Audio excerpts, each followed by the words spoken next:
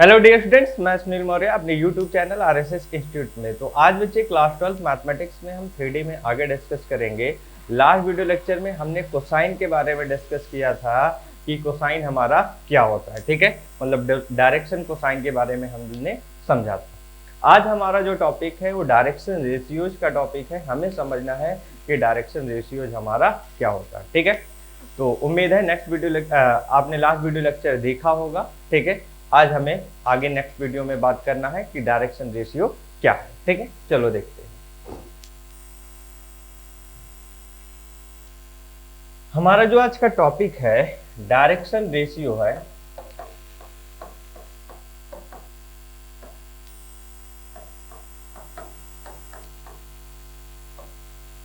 ये जो पूरा का पूरा टॉपिक है काफी ज्यादा इंपॉर्टेंट है, क्योंकि इसके बिना हमारा काम नहीं होगा। ठीक है, तो काफी ध्यान से समझ के चलना कि डायरेक्शन रेशियो हमारा क्या होता है। ठीक है, अगर हम मान लें कि हमारे पास कोई भी एक वेक्टर दे रखा है या कोई भी एक लाइन सेगमेंट दे रखा है। ठीक है, जैसे हमने लास्ट वीडियो लेक्चर में डिसीज के बारे में समझा था।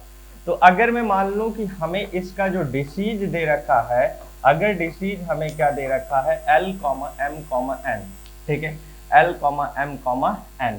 तो यहां से अगर हम देखें कि अगर L, M, N इसकी डिसीज दे रखी है, मैं मान लेता हूं 3 मेरे पास कांस्टेंट वैल्यूज है, एक A है, एक B है और एक C है।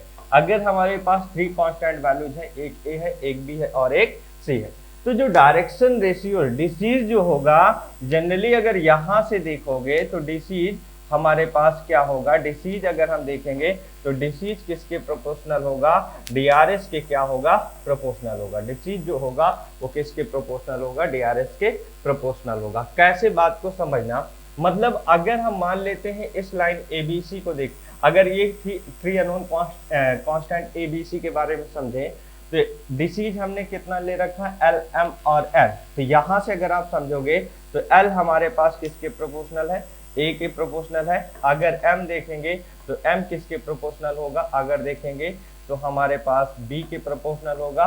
और अगर हम यहाँ पे n देखेंगे तो n किसके प्रोपोर्शनल ले लेते हैं, c के प्रोपोर्शनल हम लोग ले लेते हैं। ठीक है, तो यहाँ से अगर देखेंगे तो जो डिसीज होता है वो जनरली किसके प्रोपोर्शनल होता है, डीआरएस के प्रोपोर्शनल होता है। ठीक है, इसका मतलब भी अभी हम बात को समझेंगे आगे।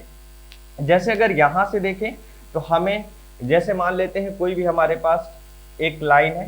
ठीक है, अगर हम उसका डिसीज हमने मान लिया, हमने डिसीज ले लिया है उस लाइन का, अगर हम देखें मान लेते हैं हमने ले लिया 2, 3, 1। ठीक है, तो अगर हम डीआरएस देखेंगे तो क्योंकि डीआरएस क्या है, डिसीज के प्रोपोर्शनल ही है, तो यहां से अगर हम देखेंगे तो उस लाइन का जो डीआरएस होगा वो डीआरएस क्या होगा हमारा, प्रोपोर्शनल टू 2, 3, 1। ठीक है, अब मेरी बात को ध्यान से समझना है। यहाँ से अगर डीआरएस हमारा 2, 3, 1 के प्रोपोर्शनल है, तो यहां से हम प्रोपोर्शनलिटी के केसेस में चाहें तो मान लो 2 का हम क्या करा दे रहे हैं, प्रोडक्ट करा दे रहे हैं। तो यहां से ये कितना हो गया, 4, 6, 2। तो डीआरएस अगर देखोगे तो 4, 6, 2 के भी प्रोपोर्शनल होगा। अगर हम इसी का डीआरएस अगर देखेंगे तो अगर हम मान लेते हैं 4 से डिवाइड करा दें तो ये कितना होगा, 4, 6/4 और 2/4। मतलब हमें डीआरएस कितना मिल जाएगा उस लाइन का, 1, 6/4, 2/4। तो यहाँ से कहने का मतलब ये हो गया कि अगर हम देखेंगे तो डीआरएस हमारे पास, यहाँ से समझ में ये चलना है कि किसी भी लाइन का डीआरएस अगर देखें तो फिक्स नहीं होता है, वो अलग अलग हमें डीआरएस यहाँ पे देखने को मिल सकता है। ठीक है, क्योंकि प्रोपोर्शनलिटी की बात है। तो यहाँ से अगर हम देखें तो 2, 3, 1 भी ले सकते हैं, क्योंकि 4, 6, 2 भी देख सकते हैं। तो किसी लाइन का डीआरएस अगर देखें तो इस फॉर्मेट से हमें डिफरेंट देखने को मिल सकता है। लेकिन डिसीज अगर हम देखेंगे तो डिसीज हमें सिर्फ कितना देखने को मिलेगा, 2, 3, 1। ठीक है, तो अगर हम देखें तो किसी लाइन का डीआरएस हमें इनफाइनाइट देखने को, इस तरीके से डिफरेंट डीआरएस देखने को मिल सकते हैं, लेकिन वो सारी की सारी वैल्यूज क्या होंगी, प्रोपोर्शनल होंगी। मतलब अगर आप देखोगे तो इनमें क्या कॉमन था, अगर हम यहाँ से 2 हटा दें तो ये बन जाएगा, अगर इससे 4 हटा दें तो हमारा ये बन जाएगा। इस फॉर्मेट से हमें डीआरएस देखने को मिलता है। तो यहां से अगर हम देखें अब तो L प्रोपोर्शनल टू कितना है, A है। तो अगर हम L इक्वल टू देखें तो हम मान लेते हैं कोई कांस्टेंट लैम्डा है, तो अगर देखें तो इसको L equal to lambda A लिख सकते हैं। अगर इसको देखें तो क्या इसे m इक्वल टू लैम्डा भी लिख सकते हैं, और अगर इसको देखें तो n इक्वल टू क्या लिख सकते हैं, लैम्डा सी हम लोग लिख सकते हैं। ठीक है, तो अब अगर आप देखो यहां से, तो आपको एक फिर रिलेशन पता है,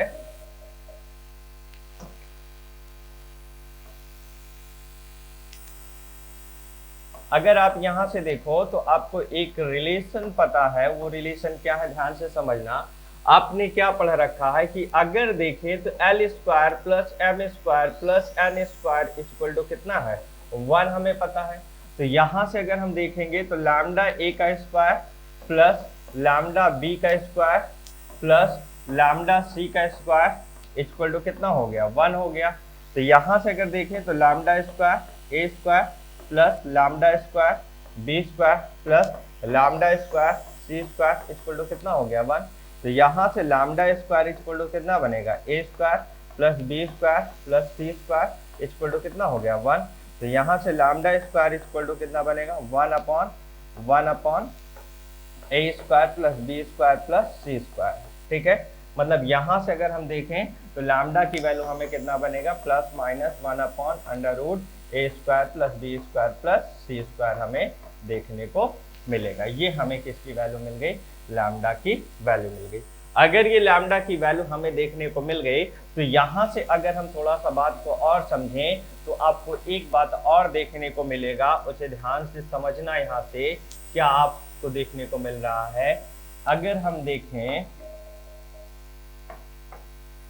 तो यहां से एक बात हमें क्या समझने को मिल रहा है कि अगर हम देखें तो हमें L, M, N अगर देखते हैं तो L, M, N किसके इक्वल दिख रहा है, लैम्डा ए, लैम्डा बी, लैम्डा सी। क्या हमें यही देखने को मिल रहा है? तो यहां से अगर हम देखें तो हमें कितना बनेगा, A upon under root A square plus B square plus C square. ठीक है, प्लस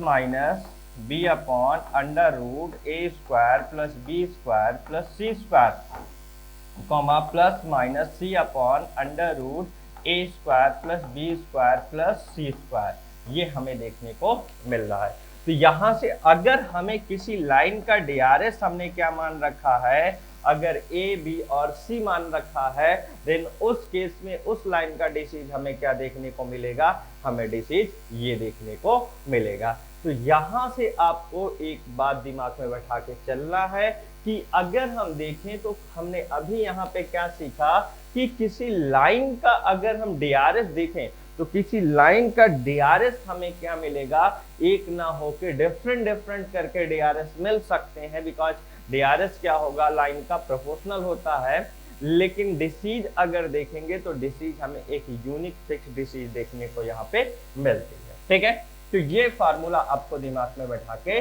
रखना है। तो यहां से अब मेरी बात को आगे थोड़ा ध्यान से समझना।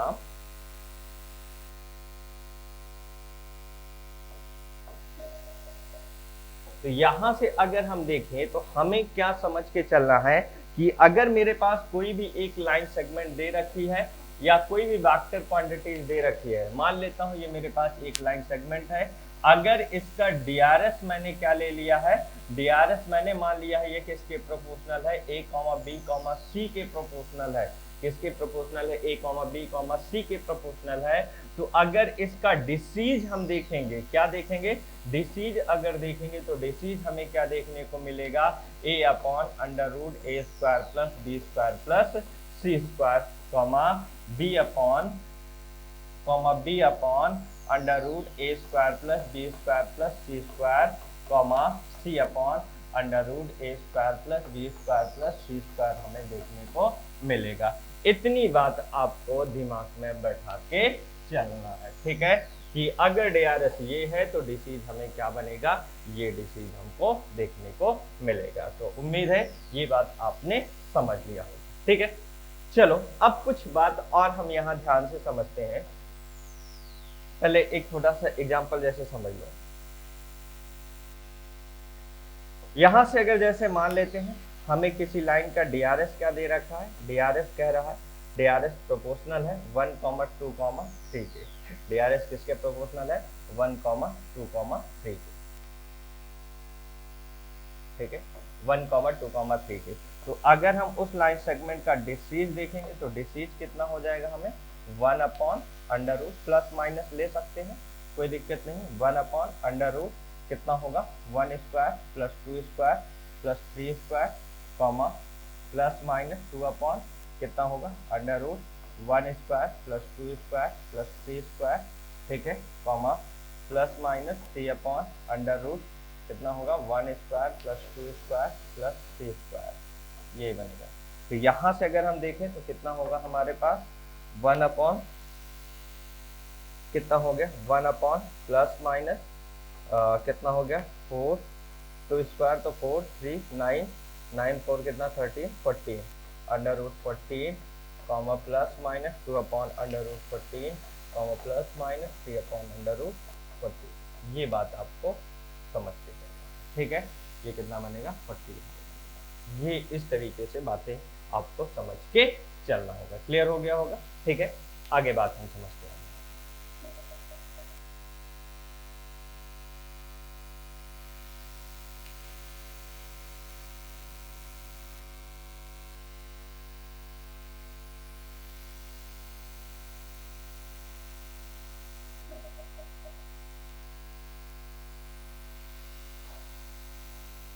आगे ध्यान से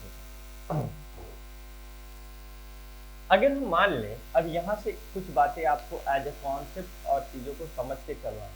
अगर मान लो मेरे पास ये एक लाइन सेगमेंट दे रखी है, ठीक है, और इसका मैं आपसे कह दूं कि DRS मुझे कितना दे रखा है। DRS अगर मैं कह दूं कि DRS मुझे दे रखा है जनरली प्रोपोर्शनल है A, B, C के फॉर्म, ठीक है। तो यहाँ से अगर इस लाइन सेगमेंट को मैं वेक्टर के फॉर्म में लिखना चाहूँ, मैं अगर इसे R वेक्टर नाम दे दूं, क्या नाम दे दूं, R वेक्टर नाम दे दूं, तो R वेक्टर जो मुझे बनेगा यहाँ से कितना बनेगा, अगर देखोगे तो AI cap plus BJ cap plus CK cap बनेगा। कितना बनेगा, AI cap plus BJ cap plus CK cap मुझे मिलता है। अगर किसी लाइन का DRS A, B, C दे रखा है, तो अगर मैं इसे R वेक्टर लिखना चाहूँ तो क्या लिखूंगा, AI cap plus BJ cap plus CK cap मुझे बनेगा, ठीक है। ये बात आपको समझ के चलना है, ठीक। जैसे एग्जाम्पल के तौर पे अगर हम यहाँ से देखें, जैसे आपसे कहा जाए, ये सब क्वेश्चन के कॉन्सेप्ट सिखा रहा हूँ, जैसे आपसे कहा जाए कि DRS किसी लाइन का प्रोपोर्शनल है 1, 2, 3, ठीक है। तो अगर इसे आपको वेक्टर फॉर्म में मान लो नाम दे दिया जाए A वेक्टर, तो इसे A वेक्टर आप क्या लिख सकते हो, यहाँ से अगर देखोगे तो I cap plus 2J cap plus CK cap आसानी से आप इसे लिख सकते हो। तो यहाँ से A वेक्टर आपका कितना बनेगा, I cap plus 2J cap plus 3K cap आपको देखने को मिलेगा, ठीक है। अगर आपकी डिसीज यहाँ से चेक करनी है तो आपने डिसीज को समझा है कि डिसीज हमें कैसे कैलकुलेशन करना है, बट DRS अगर देखोगे तो कितना होगा, I cap plus 2J cap plus 3K cap हमें देखने को मिलेगा, ठीक है। आगे इसी फॉर्मेट से हम एक नेक्स्ट कॉन्सेप्ट लेते हैं, और नेक्स्ट कॉन्सेप्ट हमारे लिए काफी इंपॉर्टेंट है, उसे ध्यान से समझ के चलना, ठीक है। काफी ज्यादा इंपॉर्टेंट है नेक्स्ट कॉन्सेप्ट, उसे काफी ध्यान से अच्छे से समझ के चलना है। जैसे अगर मान लें हमें कोई भी लाइन सेगमेंट 2 पॉइंट से पास कर रही है, मान लेते हैं मेरे पास ये लाइन सेगमेंट है, ये एक पॉइंट A है और एक पॉइंट मेरे पास ये B है।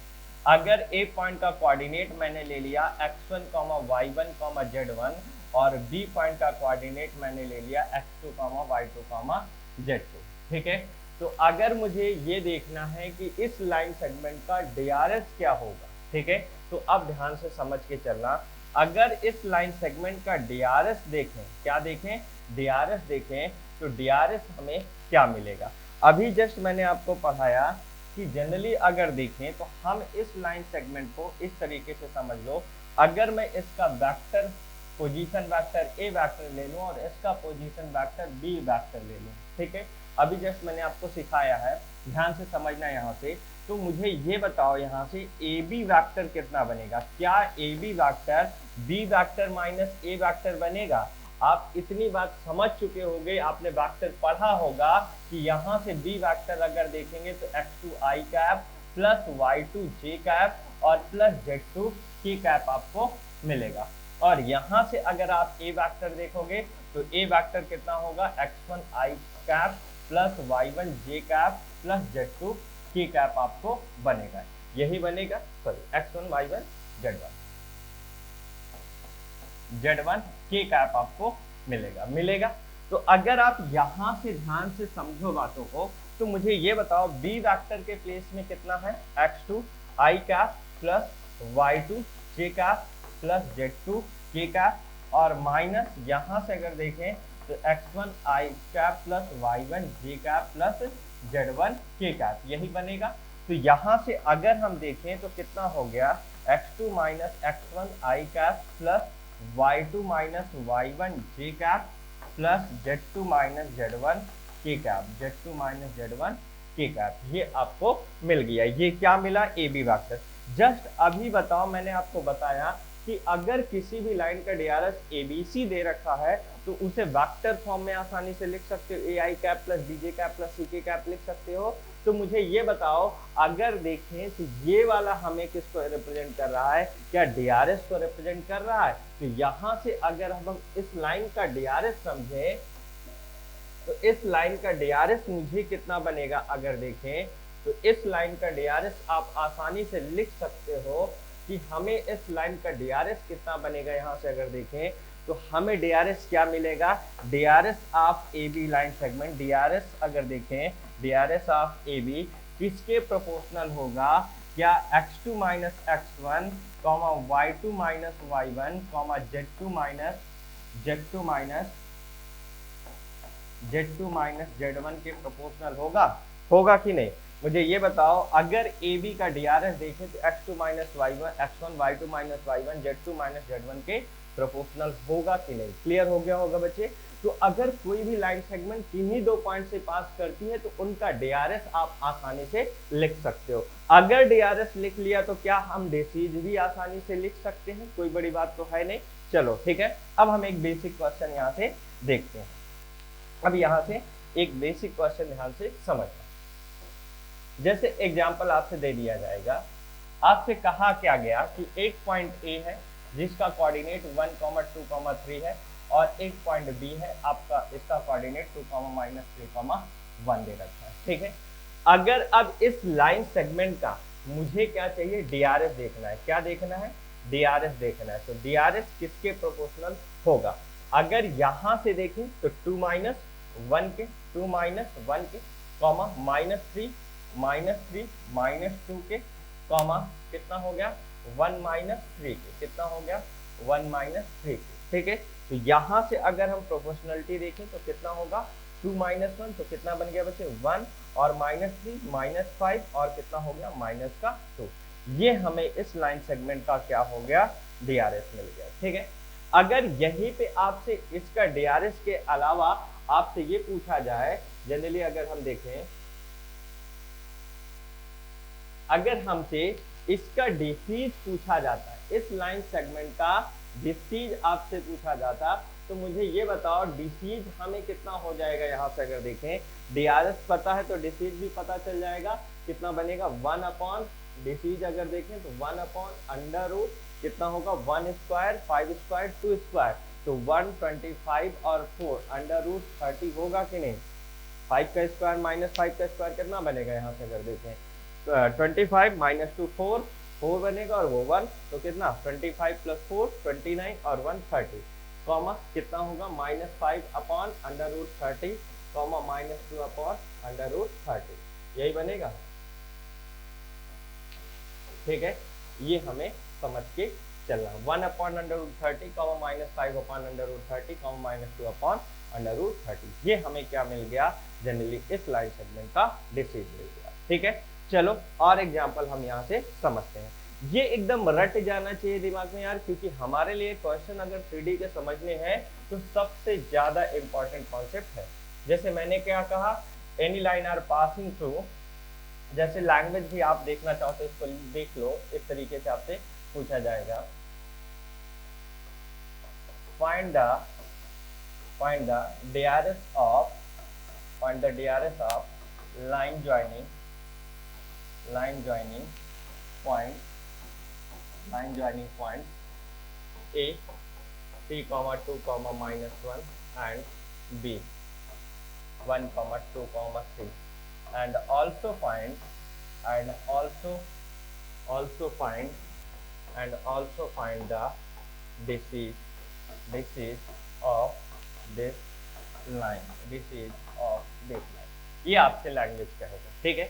हमें क्या निकालना है, डिसीज बताना है किसका, लाइन ज्वाइनिंग पॉइंट, ठीक है, ए और बी की लाइन ज्वाइनिंग पॉइंट, जो ए और बी को मिलाने वाली लाइन है उसका डिसीज DRS बताना है, और हमें एक क्या निकालना है, डिसीज निकालना है, ठीक है। तो हमें एकदम आसानी से इसके कैलकुलेशन को हम समझ गए हैं। हम मान लेते हैं हमें क्या दे रखा है, ये ए पॉइंट दे रखा है और ये बी पॉइंट दे रखा है। ए पॉइंट का कोऑर्डिनेट कितना हो, 3, 2, -1 हो, और बी पॉइंट का कोऑर्डिनेट 1, 2, 3 हो। तो मुझे ये बताओ बच्चे, यहाँ से अगर देखें तो इसका DRS अभी हमने पढ़ लिया, DRS किसके प्रोपोर्शनल होगा। अगर देखें, अगर हम इसे क्या नाम दे दें, x1, y1, z1 नाम दे दें, और अगर इसे x2, y2, z2 नाम दे दें, तो मुझे ये बताओ क्या 1 - 3 और 2 - 2 और 3 माइनस, और ये -1 है तो कितना होगा, +1। तो यहाँ से किसके प्रोपोर्शनल हो गया, -2, 0, कितना हो गया, 4। क्या DRS हमको मिल गया इसका। अगर इसका DRS मिल गया तो क्या हम आसानी से अब इसका डिसीज भी लिख सकते हैं। अगर हमें DRS मिल गया तो क्या हम इसका डिसीज भी लिख सकते हैं कि नहीं बच्चे। अगर इसका डिसीज समझे तो डिसीज क्या होगा हमारे पास, -2 अपॉन अंडर रूट कितना हो गया, 2 का स्क्वायर 0 का स्क्वायर 4, मतलब 16 + 4 20, फिर 0 अपॉन कितना होगा, अंडर रूट 20, और फिर कितना बनेगा 4 upon under root 20, 4 upon under root 20। देखो वैसे प्लस माइनस में हमेशा पॉजिटिव वाला ही हम लेके चलते हैं, नेगेटिव की बात नहीं करते हैं, हम डायरेक्टली क्या लेते हैं, सिर्फ डिसीज पॉजिटिव वाले ही लेके रखते हैं, ठीक है। इतनी बात आपको समझ के चलना है, क्लियर हो गया होगा, कोई डाउट नहीं होगा इसमें, ठीक है। चलो, ये तो एक बेसिक बात थी। अब हमें कुछ बातें यहां से और समझ के चलना। डिसीज क्लियर हो गया आपको, DRS क्लियर हो गया आपको। अब आपको मैं क्वेश्चन के कुछ कॉन्सेप्ट सिखा रहा हूं कि क्वेश्चन में आपको क्या देखने को मिलेगा, ठीक है। मेरी बात को ध्यान से यहां से समझ के चलना। आपको मैंने पहले ही ये बात सिखा रखा है कि जनरली अगर देखें, अब मेरी बात को एकदम ध्यान से सुनते चलना। अगर हम देखें तो x एक्सिस और y एक्सिस और z एक्सिस का डिसीज क्या होगा। अगर आप इसकी डिसीज देखोगे तो डिसीज हमें कितना मिलता है, हमने सीखा था 1, 0, 0। और अगर हम इसका डिसीज देखेंगे तो इसका डिसीज हमने क्या सीखा, 0, 1, 0। और अगर हम इसका डिसीज देखेंगे तो इसका डिसीज हमने क्या सीखा है, 0, 0, 1। यही बात आपने सीखा। ये मेरे पास x एक्सिस है और मेरे पास ये y एक्सिस है और मेरे पास ये क्या है, z एक्सिस है।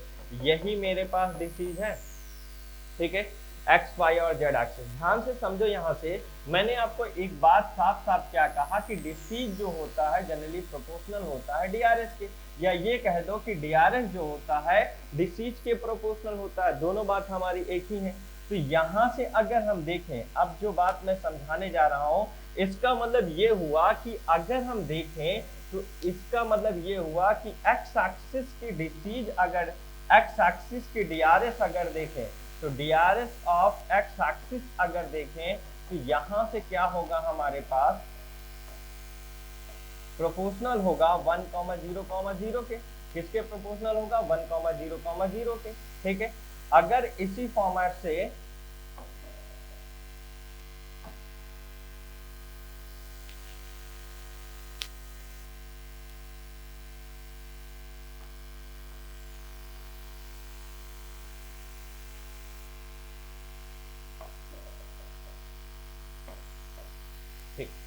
तो यहां से अगर इसी फॉर्मेट से देखें तो हमें क्या समझने को मिला कि अगर देखें तो DRS ऑफ x एक्सिस कितना हमें यहां से देखेंगे तो क्या प्रोपोर्शनल हो जाएगा 1, 0, 0 के।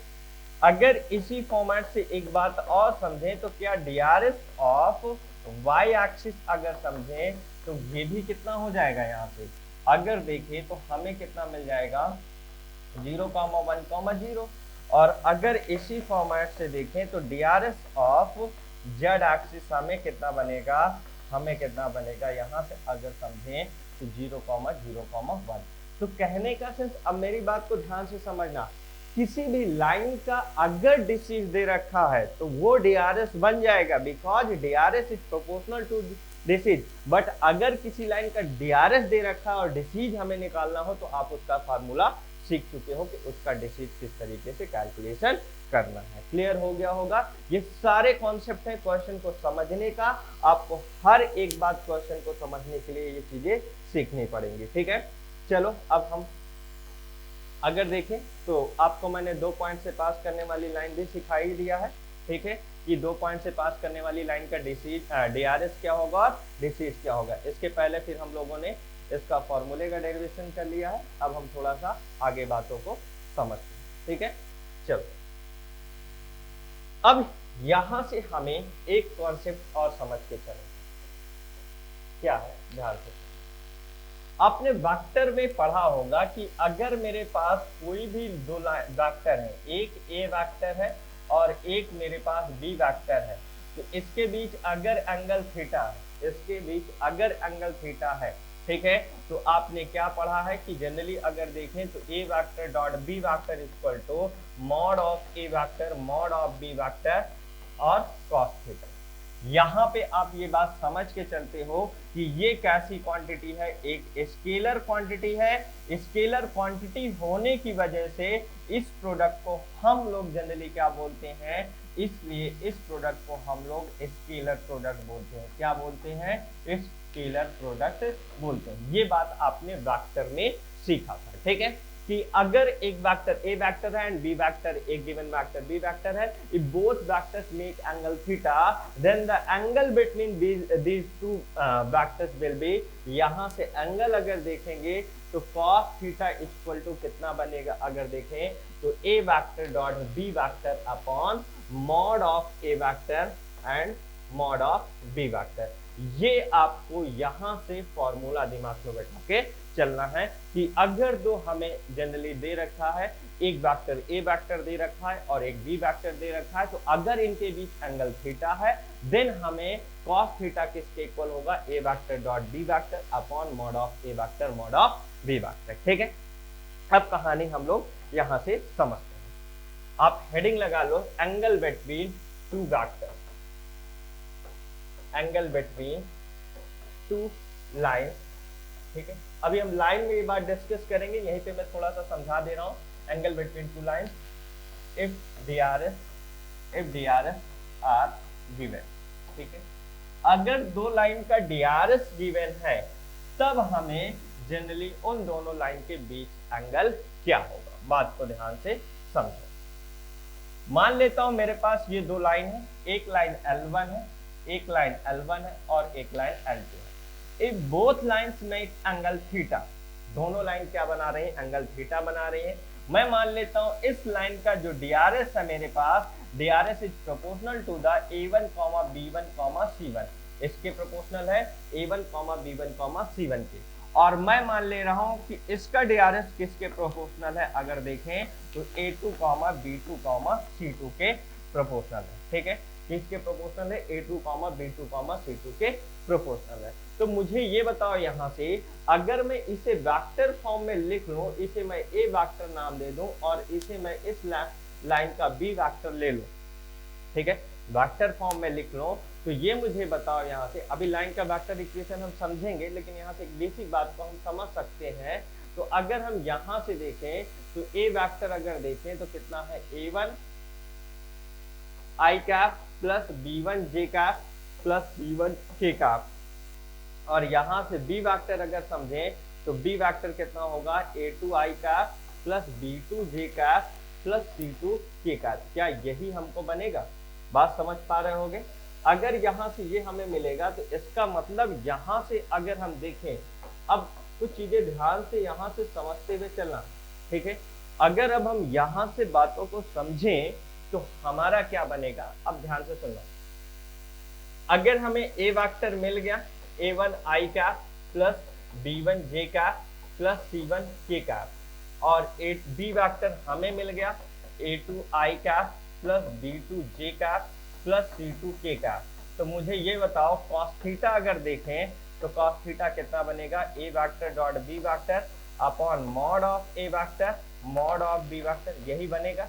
तो मुझे ये बताओ यहां से अगर देखें तो a1i cap plus b1j cap plus c1k cap, ठीक है, डॉट अगर देखें तो a2i cap plus b2j cap plus c2k cap,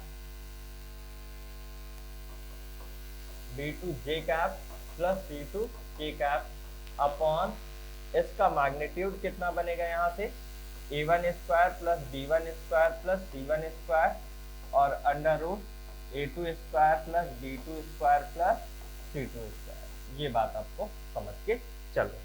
तो मुझे अगर ये बताओ यहाँ से मैं इस फॉर्मूले को यहाँ पे लिखूं तो इसका डॉट प्रोडक्ट कितना बनेगा, अगर आप देखोगे तो डॉट प्रोडक्ट कितना बनेगा यहाँ से आपको पता है आई कैप का प्रोडक्ट होगा तो a1 a2 प्लस फिर जे कैप का b1 b2 फिर प्लस के कैप का c1 c2 upon under root यहाँ से अगर देखें a1 square plus b1 square plus c1 square, यहाँ से अगर देखें तो a2 square plus b2 square plus c2 square. ये हमें कितना मिल गया, अगर देखें तो cos थीटा इक्वल टू ये हमें टोटल एंगल मिल गया। समझ पाए बात को, ये कॉन्सेप्ट है ये क्वेश्चन को समझने का तरीका, ठीक है। चलो अब यहां से एक बात और थोड़ा सा समझते हैं, ये बात आपने क्लियर कर लिया होगा। चलो एक बात आगे समझते हैं।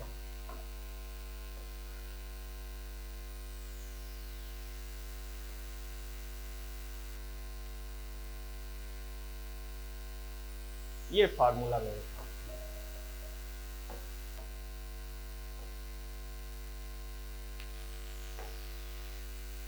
अगर यहां से मैं थीटा की वैल्यू क्या कर लूं, अगर मैं थीटा यहां पहला केस ले लूं, अगर थीटा मैंने 0 कर दिया, 0 का मतलब क्या हो गया, दोनों लाइन कैसी हो गई, कोलिनियर हो गई, ठीक है, दोनों वेक्टर कैसे हो गए, पैरेलल हो गए, कैसे हो गए, पैरेलल, ठीक है। तो देन इस केस में अगर देखोगे तो हमें कंडीशन क्या बनेगी, a1 upon a2 equal to b1 upon b2 equal to c1 upon c2। जो करस्पॉन्डिंग DRS का अगर हम देखेंगे तो लाइन हमारी कुछ इस टाइप की हो जाएगी, जैसे एक के ऊपर एक लाई करने लगेगी, ठीक है। तो हमें अगर देखेंगे तो इस केसेस में अगर हम देखेंगे तो जो करस्पॉन्डिंग DRS होगा, करस्पॉन्डिंग DRS का जो रेशियो होगा वो ऑलवेज कितना मिलेगा, सेम बनेगा, ठीक है। लेकिन अगर यहीं पे हम क्या करें, थीटा इक्वल टू ये हो सकता है, ये भी हो सकता है, इनके बीच पैरेलल लाइन का भी केस यही हमारा है। तो अगर थीटा की वैल्यू 90 कर लें तो 90 के केसेस में cos 90 की वैल्यू कितना होगा, 0 होगा। तो मतलब तब रिलेशन कितना बनेगा, a1 a2 plus b1 b2 plus c1 c2 equal to 0। ये एक बेसिक कहानी है जो आपको यहाँ पे पता होनी चाहिए, ठीक है, कि if two lines are perpendicular to each other then the sum of product of corresponding DRS will be 0, ठीक है, a1 a2 plus b1 b2 plus c1 c2 equal to 0। ये कहानी आपको समझ के यहाँ से चलना है, ठीक है। अगर ये इतनी बात आपने समझ लिया तो हमारे लिए क्वेश्चन आसान हो जाएगा। चलो एक क्वेश्चन देखते हैं। यहां से अगर देखें क्वेश्चन आपसे क्या कह रहा है, find the angle between two lines। अभी हमारा ये टॉपिक स्ट्रेट लाइन में मिलेगा, ठीक है। two lines which having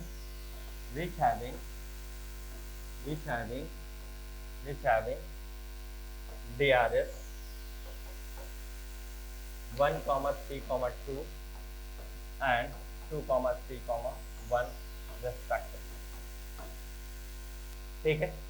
vector कह दें या लाइन कह दें, कॉन्सेप्ट अभी हमारा सिमिलर उसी तरीके से चलेगा। मैं मान लेता हूं ये लाइन है और ये हो गया, ये L1 है और ये L2। इसका DRS मुझे क्या दे रखा है, इसका DRS किसके प्रोपोर्शनल है, 1, 3, 2 के, और इसका DRS किसके प्रोपोर्शनल है, 2, 3, 1 के। तो मुझे ये बताओ, अब यहाँ से cos थीटा अगर देखेंगे तो अगर हम इसको देखें, ये हमारे पास a2, b2, c2 हो गया और मेरे पास ये किसके प्रोपोर्शनल हो गया, अगर a1 b1 c1 हो गया तो यहाँ से फॉर्मूला अगर देखते हैं तो a1 a2 plus b1 b2, अगर फॉर्मूला ना डायरेक्ट रख के मैं वैल्यू रखूँ तो मुझे करस्पॉन्डिंग DRS का प्रोडक्ट 2 into 1 प्लस 3 into 3 और प्लस 1 into 2 अपॉन यहाँ से कितना बनेगा, ठीक है, 2 का 1 का स्क्वायर प्लस 3 का स्क्वायर प्लस 2 का स्क्वायर और इनटू कितना होगा 2 का स्क्वायर प्लस 3 का स्क्वायर प्लस 1 का स्क्वायर। तो यहाँ से अगर देखें तो 2 कितना होगा प्लस 3 3 9 प्लस 2 अपॉन कितना होगा, यहाँ से अगर देखें तो 1 प्लस 9 प्लस 4 और अंडर रूट कितना होगा 4 प्लस 9 प्लस 1 इक्वल टू 9 2 कितना हो गया 9 2 13 अपॉन यहाँ से कितना बनेगा, ये कितना हो गया 4 13 40 40, तो ये 13 अपॉन 40, ये हमें cos थीटा की वैल्यू मिल गई। अगर ये cos थीटा की वैल्यू हो गई तो यहाँ से cos थीटा इक्वल टू अगर 13 अपॉन 14 होगा तो theta equal to cos inverse 13 upon 40। ये कहानी आपको समझ के चल, इस तरीके से आपको केसेस क्या करने हैं समझ के चलने हैं कि क्वेश्चन में क्या कहेगा और किस तरीके से हम कॉन्सेप्ट को समझते हैं, ठीक है। तो अभी ये जो हमारा पूरा का पूरा टॉपिक चल रहा है एकदम बेसिक कैलकुलेशन का पूरा टॉपिक चल रहा था। यहाँ पे हमने बातों को समझा कि किस तरीके से DRS का कैलकुलेशन होता है, किस तरीके से डिसीज का कैलकुलेशन होता है, ये सारी चीजें हमने सीखी, ठीक है। अगर आपको मेरी वीडियो पसंद आ रही है तो प्लीज वीडियो को लाइक करें और शेयर करें अपने फ्रेंड सर्कल में, जो भी उन्हें बताएं, ठीक है। आपको कंप्लीट मैथमेटिक्स एक एक करके मैं देता चल रहा हूँ, मैंने बहुत सारे टॉपिक मतलब एक एक करके मैं अपलोड कर रहा हूँ, ठीक है। तो अगर आपको कोई प्रॉब्लम है तो नीचे कमेंट बॉक्स में कमेंट करें, अगर आपको कोई स्पेसिफिक टॉपिक पढ़ना है, ठीक है, तो उसके बारे में भी कमेंट करें, मैं जैसे ही होगा उस पर भी हम लोग बात कर लेंगे, ठीक है। तो अभी ये 3D का हमारा जो डिसीज और DRS का टॉपिक यहीं पे फिनिश होता है। आगे का जो हमारा नेक्स्ट टॉपिक है उसे हमें पढ़ने के लिए मतलब अगर हम पहला टॉपिक स्ट्रेट लाइन डिस्कस करेंगे तो स्ट्रेट लाइन को पढ़ने के लिए पहले हमें 3D के ये बेसिक कॉन्सेप्ट है जो पता होने के, जब तक ये बेसिक कॉन्सेप्ट नहीं पता होंगे तब तक हम कहानी को अपने नहीं समझ पाएंगे कि 3D में किस तरीके से क्वेश्चन मिलते हैं और किस तरीके से काम किया जाता है, ठीक है। तो आज के लिए इतना है, फिर मिलते हैं नेक्स्ट वीडियो में। Okay bye, take care.